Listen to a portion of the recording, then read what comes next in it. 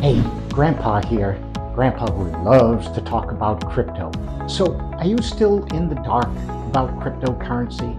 Well, one way you can see the light, forgive the pun, is to compare how we use our regular money with banks to how we use crypto on exchanges or blockchains. Now, to compare TradFi and CFI with crypto, you need to understand the concept of DeFi, which means decentralized finance. It refers to the way that our crypto on decentralized blockchain networks operate. And as you'll see, DeFi is the way for you to have more control over your money. So we're going to compare TradFi, traditional finance, with CFI, centralized finance, and then we're going to compare both of those with DeFi, decentralized finance. We'll also explain how we use accounts in TradFi and CFI and wallets in DeFi. Got it? It's all really interesting though, and I'm so excited to share it with you. Don't worry, it'll all make sense. So let's set out the path we're going to take. In part one, we're going to discuss how and why banks make money and how they use our money to make money for themselves. And this is where we're going to discuss something called fractional banking, which, if you've never heard of it, will probably make your eyebrows raise, or whatever. In part two, we'll look at how regular banking is similar to and different from cryptocurrency. And in part three, you're going to learn how there are two basic ways to use cryptocurrency. A way that is similar to the way you use your regular money with banks, and a way that is very different from traditional banking. Now, along the way, there'll be some jargon that we need to explain, such as wallets, keys, blockchain networks, and centralized versus decentralized. So, are you ready? Let's start with how banks make money. So, obviously you know that to open an account with a bank, you first have to sign a few documents, get some numbers that identify the account as yours, the account number, the routing number, and then give your bank your money. And as far as you're concerned, that money is sitting there safely in the bank when you need it. But here's what you may not realize. The bank doesn't just keep all that money sitting there. Instead, it uses most of it to give loans to other people or businesses. So when the bank gives out loans, it charges interest, right? And it keeps most of the interest for itself, but it shares a little bit with depositors. Now, here's where your eyebrows might start raising. You see, banks can loan the same money multiple times. And the fancy term for this is fractional banking. Fractional banking is a system where banks must only keep a fraction of their deposits, the money you gave them, in reserve, and then they can lend out the rest. It's probably a good idea if they give you a simple example. Okay, let's say the government says all banks must keep 10% of depositors' money in reserve. Put it aside, don't use it. You come along and you open an account in your bank, which we'll call your bank, and you deposit $1,000. Well, your bank keeps $100 as reserves, 10% of $1,000, and then your bank lends $900 to someone who deposits that $900 in another bank, which we'll call their bank. Their bank now has $900. It takes 10% or $90, puts it in reserves, and it can now lend out $810. Wow! It's like your bank and their bank created an extra $810 out of thin air. Now let's say their bank lends $810 to someone else, and that person deposits $810 into another bank, and we'll call it another bank. Well, another bank can now lend out $729 and so on. And in this example, that $1,000 you put in your bank could potentially create up to $10,000 in the banking system with multiple lendings and deposits. So another bank can now lend out $729 and so on. So in this example, the initial $1,000 you deposited in your bank could potentially create up to $10,000 in the banking system through these multiple rounds of lending and depositing. And this process continues as more people deposit and borrow money, allowing banks to lend out more than they have in deposits, more than they have in reserves. Now, fractional banking might sound a bit dodgy, but it has many benefits because Many loans are used to buy things like a home or a car or expand a business, and all of this really helps our economy grow. So it's important to understand that banks are businesses, and their reason for being, like any business, is to make a profit. And banks profit from the interest they charge on the loans. Plus, they make money from the fees they charge us for things like looking after our bank accounts and ATM fees and so on. But there's another way banks can make bigger profits, and that's by making investments. And they make those investments using, guess what? Depositors' money. Now, they might invest in securities like government bonds and other financial instruments, and if they make a profit on those investments, they give us, the depositors, a little bit, but they keep most of it for themselves. If you're not clear, here's a simple example. Let's say you deposit $10,000 in your savings account. The bank keeps a small portion, let's say $1,000, as a reserve. They use $4,000 to make loans, and then they use $5,000 to make investments. So let's say your bank earns 6% on the $5,000 they invested and 3% on the $4,000 they used as loans. They pay you a whopping 1% on your deposit of $10,000, and the difference is theirs. It's their profit. Now, this system allows banks to make money while still ensuring that you have access to your funds. It's a core part of the banking business model, and it's regulated to maintain stability and to protect depositors. So here's where you might be wondering about the issue of control, meaning control of your money and how it is used. Your bank doesn't need to ask your permission for each specific use of the funds, loaning, investing, because this practice is covered in the account agreement you sign when opening an account. And all that's fine, and for most of us, most of the time. But if things go bad, suppose everyone tried to take out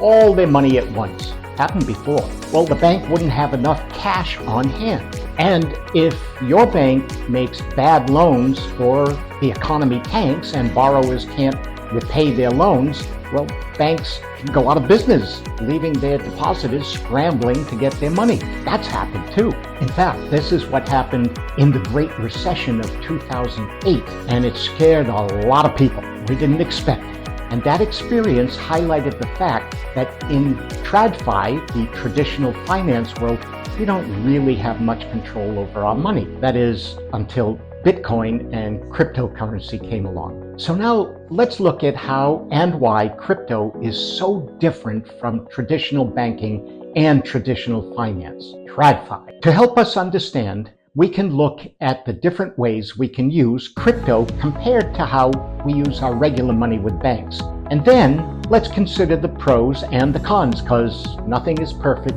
in either camp. So, what exactly is the difference between using regular money with bank accounts and using crypto? Well, first, there's something that confuses a lot of people. It certainly confused me at first. And that is the words account and wallet. And also, by the way, centralized and decentralized. Confusing, but in a few seconds they won't be. Okay, so let's start with the difference between an account and a wallet. An account, like a banking account, is really a few things. It's a record of the money you deposit, receive, spend, and so on. It's also a statement of transactions and the resulting balance. So when you spend money, you can see how much is left. It's also an agreement in which you say, okay, to whatever rules the bank has for using your money, charging fees, and so on. So together, that's what we mean by an account. Now, this is where things may seem a bit confusing, because in the crypto world, you can also have an account, and that's because you can own and use cryptocurrency much like you do with your regular money in banks by opening an account on a cryptocurrency exchange. Now, you've probably heard or you know about cryptocurrency exchanges like Binance, Coinbase, uHodler. There are lots of them all over the world. But why are these cryptocurrency exchanges so similar to using regular money with banks? make sense, but it does. Because let's see how an exchange actually works. A cryptocurrency exchange actually works. First, you must open an account with an exchange. Then you must send them regular money with which you can buy crypto. After that, you can buy more crypto if you want. You can sell your crypto. You can swap your crypto, and there are other services available too. Now, here's what people don't always understand, that crypto exchange accounts are similar to bank accounts because the exchange handles all your transactions just like the bank handles all your transactions. And like banks, cryptocurrency exchanges are businesses. And as businesses, their purpose is to make a profit. And they profit by charging fees for the transactions that we do on the exchanges. So crypto exchange accounts are very similar to bank accounts because, like bank accounts, they're records of all your transactions and your current balance. And like banks, crypto exchanges have control over your account. They make the rules. Now, the good thing about crypto exchanges, like banks, is that it's easy for you to own and use cryptocurrencies. But for lots of people, it also has downsides. And for these people, they want to use crypto wallets instead. So you may recall that at the start of this video, I mentioned three terms: TradFi, CFi, and DeFi.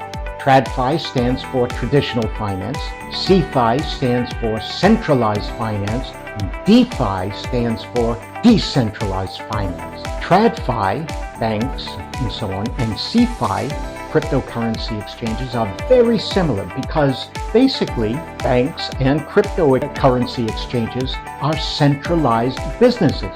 Now, stay with me because you'll soon see why. TradFi and CFi are so different from DeFi. Now, I'll explain. Remember we said that in the TradFi, CFi world, you need accounts, like bank accounts or cryptocurrency accounts, to hold and use your money or your crypto? Well, not so in the DeFi world.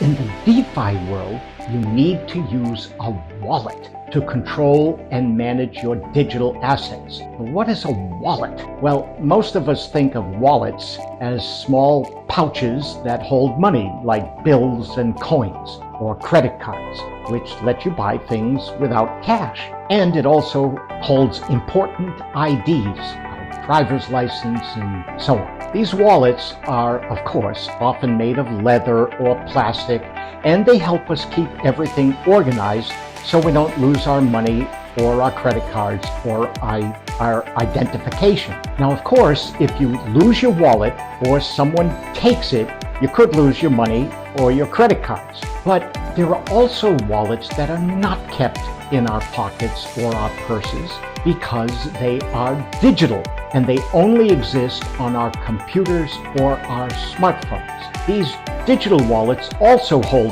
valuable things, and they keep records of our transactions, and they can be safer than physical wallets because it's much harder to lose or steal them. Very hard. Now, cryptocurrency wallets are digital wallets, and they basically hold access to your crypto, which is stored on a blockchain. But before we go further, I want to make sure you understand the difference between centralized finance and decentralized finance, because that will help you understand why some people choose to use cryptocurrency wallets instead of exchange accounts. Now, banks and cryptocurrency exchanges, as I mentioned, are owned by companies and/or shareholders.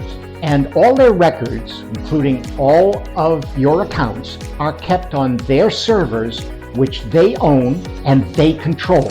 If you want to do anything with the money in your bank account or the crypto in your exchange account, you have to go through the bank or the exchange. They're like middlemen who control the gateway between you and your money. So in this sense, we say they are centralized because everything is held and controlled in one place. Now, decentralized means the opposite. It means spread out, not in one place. And most cryptocurrency blockchains are decentralized. because the records are distributed on thousands of computers all over the world that belong to the blockchain network. With centralized finance, if the bank or exchange has a glitch or you can't remember your account numbers, well, that's it. With decentralized finance, if one computer goes down, not to worry, there are thousands more with the same information. And these blockchains are not owned by anyone. No company, no shareholders. They do not exist to make a profit. Blockchains exist to provide a way for people to use their cryptocurrencies without the need for a middleman, so we can deal person to person, nobody in between. And if you want to have more control and privacy with your financial transactions, well, you need to have a cryptocurrency wallet. So let's review. A bank account is like a piggy bank that a bank manages for you. You can put money in, deposit, or you can take money out, withdraw. You can use a debit card to buy things, or you can get cash from an ATM. And you can pay bills online, all of which the bank handles for you. Easy peasy. And of course, there are pretty good benefits to having bank accounts with the bank. And in some countries, like in the United States, your money in the bank is protected by the government, kind of like insurance in case the bank goes bust. And you can also earn a little bit of interest, which is sort of like free money just for keeping your money there. And you can have your salary sent directly to your bank account. And it's so easy to do everything online, including keeping an eye on things, on your money. Crypto accounts on a centralized exchange like Binance or Coinbase are very similar to bank accounts, and because you can use them for buying, selling, and storing your crypto. You can put regular money into the cryptocurrency exchange account, and then you can buy different types of cryptocurrencies. You can trade or swap one cryptocurrency for another, and you can sell your cryptocurrency, and you can even exchange it back for regular money. Basically, you tell the exchange what you want to do, and they handle the rest. Easy peasy. Now, cryptocurrency exchange accounts also have some good benefits too. They're your gateway to the crypto world, and they make it very easy to use. They have very simple interface, like the bank. Doesn't take much to figure it out. And most exchanges work hard to keep your account secure. When you sign up with them, they require you to prove who you are. You've probably heard of that process called KYC, or Know Your Customer. And you have to complete this before you can open an account on a cryptocurrency exchange. And they also require very strong passwords and two-factor authorization, just like the banks. But unlike a bank account, the government does not insure your account. If the exchange goes bust or there's a hack, well, bye-bye crypto. Now, let's get to the final one, the crypto wallet. A crypto wallet, well, it's kind of like a digital backpack for your cryptocurrencies that you control yourself. It holds access to your crypto by requiring special passwords called keys. A cryptocurrency wallet holds two keys: a private key, which helps the blockchain make sure you are you and that you approve of a transaction, and a public key, which helps the blockchain know where to deposit or withdraw your crypto on your behalf. Now, these days, many people set up an account on a cryptocurrency exchange to buy their crypto, and then they transfer that crypto to their crypto wallet. Now, it's not as hard to understand as you think. There are basically different kinds of crypto wallets: cold wallets and hot wallets. A cold wallet is a physical device, and you use it to store your crypto safely until you want to use it. Or you can set up a hot wallet, which is always online, but only you can control how it's used. Cryptocurrency wallets enable you to receive cryptocurrencies from others, or send cryptocurrencies to other people, or to pay for things, and you can store your cryptocurrencies very safely. Now, for people who value privacy and security and being able to have complete control over their cryptocurrencies, well, these people choose cryptocurrency wallets. Cryptocurrency wallets are more private because the wallet is yours. It's not managed by a company, it's not managed by a bank, it's not managed by an exchange, only you. Now this leads us to consider what we mean by control and safety. With a bank account, the bank controls your money. Remember how we said they can loan it, they can invest it? With a crypto exchange account, the exchange controls your cryptocurrencies. Same thing. With a crypto wallet though, you control your cryptocurrencies. Banks make all the rules. They can use your money to make loans. They can stop you from accessing your account. A crypto exchange account, in a way, is quite similar to banks in that regard because they make their rules too, what you can and cannot do with your crypto. But nobody controls your crypto wallet except you. And as for safety and security, which is a biggie, no question, in some countries like the United States, your bank account, as I mentioned before, is insured by the government. So it makes you feel safer. And banks usually have very strong security protocols, not like they take that lightly. And cryptocurrency exchanges also have very strong security protocols. They work very hard to protect your crypto. But as you've seen, bank accounts and crypto exchange accounts and crypto wallets all have their own uses.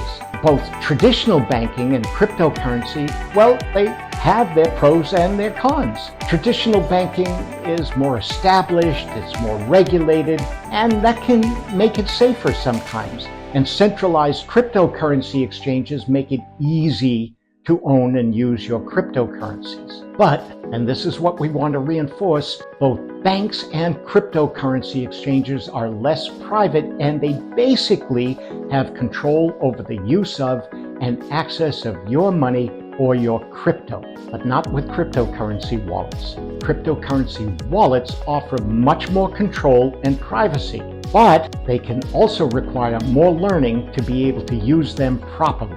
However, as more people come to understand the benefits of crypto, it's likely that they might end up using all three: exchange accounts, bank accounts, and crypto wallets, each for different reasons. So let's do a quick review.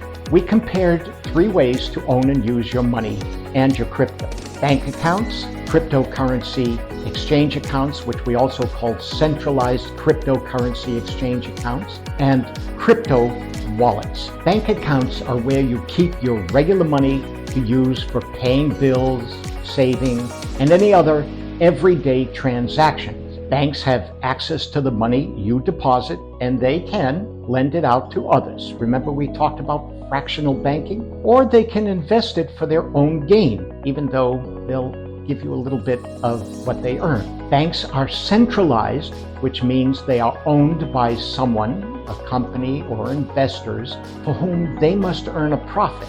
And they have access to all your records, and they basically control what you can do with your money, because they make all the rules. Centralized cryptocurrency exchange accounts like Binance or Coinbase act as your gateway to the crypto world. You can use them to buy different types of cryptocurrencies, trade one crypto for another, sell your cryptos for and exchange it for fiat money. And a lot of people like to use these centralized exchange accounts for crypto transactions because they often have a very user-friendly interface. They make it quick, they make it easy to use your crypto, and they keep your digital assets secure, which is a good feeling. Cryptocurrency exchanges, however, are very similar to banks because they are also owned and run by a company, which means they are centralized. And like banks, they control all records and access to your account. So when you see terms like TradFi and CFI, this is basically what they're referring to. And DeFi, or decentralized finance, well, as you've seen, that's very different. You don't use accounts in DeFi. You use special digital wallets. Crypto wallets are like your digital backpack for your cryptocurrencies that you control. And you can use them to receive cryptocurrencies from others, to send cryptocurrencies to pay for goods or services, and you can earn passive income from a wide range of strategies and safely store your digital assets really safely. Crypto wallets let you stay in full control of your cryptocurrencies, and because they are used on decentralized blockchains, all the records are distributed on thousands of computers all over the world, and they give you much more privacy because all anybody ever sees is your public key address, not your name, and no other information that can identify you. Oh, and as you may recall, cryptocurrency blockchains are not owned by a company or shareholders. They do pay fees for transactions, or you pay fees when you do transactions, but these fees are used to keep the blockchain running safely, not to make a profit. So let's hammer this home. A bank account, the bank calls the shots. An exchange account, the exchange is the boss. A crypto wallet, you're the captain now. Remember folks, each of these options has its own unique purpose. And as you journey deeper into the world of finance and crypto, you might find yourself using all three for different reasons. It's all about finding the right tools for your financial adventures, for your financial future. Now, we can't say it enough, and let Grandpa make his plea. Before doing anything, before making any decisions, learn before you leap.